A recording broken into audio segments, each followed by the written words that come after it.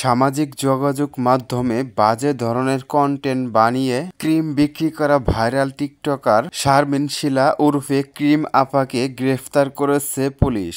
Video content বানানোর জন্য সন্তানদের সাথে বাজে ব্যবহার করার জন্য গত কয়েকদিন যাবৎ সামাজিক যোগাযোগ মাধ্যমে ব্যাপক আকারে সমালোচিত হচ্ছিলেন এই ভাইরাল ক্রিম আপা।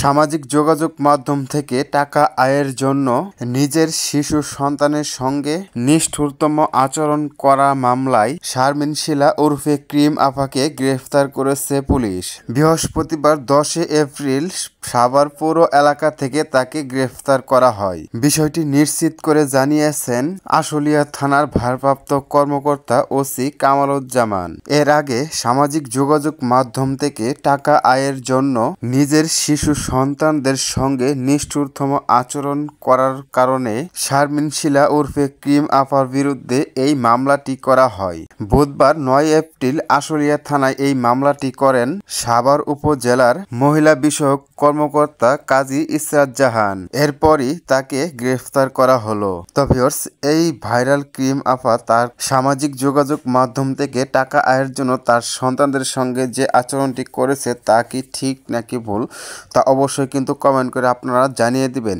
আর ভিডিওটি ভালো লাগলে থাকলে অবশ্যই লাইক কমেন্ট আর বেশি বেশি করে শেয়ার করে আমাদের চ্যানেলটি সাবস্ক্রাইব করে আমাদের সঙ্গেই থাকুন। ধন্যবাদ সকলকেই।